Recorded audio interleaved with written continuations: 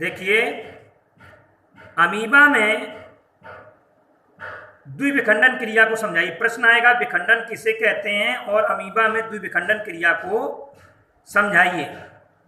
तो अगर ये प्रश्न आता है कि विखंडन किसे कहते हैं और अमीबा में द्विविखंडन क्रिया को समझाइए, तो विखंडन क्या होता है? अलैंगिक प्रजनन एक कोशिकीय जीव में होता है और विखंडन का मतलब होता है टूटना। तो ऐसी विधि जिसमें एक कोशिका एक या अधिक टुकड़ों में विभाजित हो जाए और प्रत्येक खंड एक नए जीव को जन्म दे या कोशिका बनाए, तो इस प्रकार के अलैंगिक प्रजनन को विखंडन कहते हैं। यह दो प्रकार का होता है, एक होता है द्विविखंडन और दूसरा होता है बहुविखंडन। अब प्रश्न यहां है कि अमीबा में जो द्विविखंडन होता है उसे समझाइए।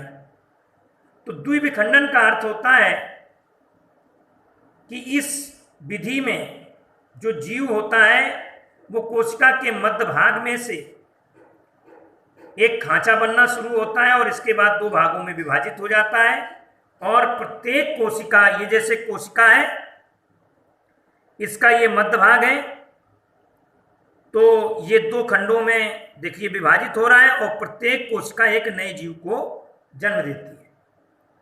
तो अमीबा में जो विखंडन है, द्विविखंडन, वो कोशिका विभाजन के किसी भी तल से शुरू हो सकता है, कहीं से भी हो सकता है।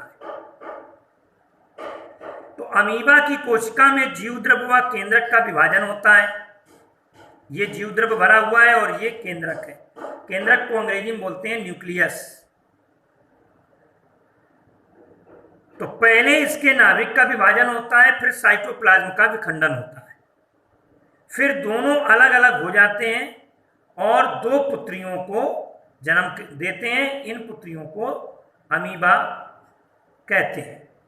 इस तरीके से अमीबा में द्विखंडन होता है। अमीबा में जो द्विखंडन होता है, द्विविखंडन, वह सरल या अनियमित द्विविखंडन होता है।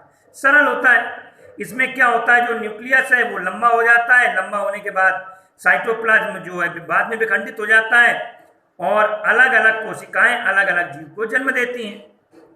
तो इस तरीके से ये अमीबा है, परिपक्व अमीबा। अब इसका विखंडन शुरू हुआ तो ये जो सबसे पहले न्यूक्लियस है ये देखिए लंबा हुआ और जो जीवद्रव्य है ये धीरे धीरे अलग होना शुरू हुआ।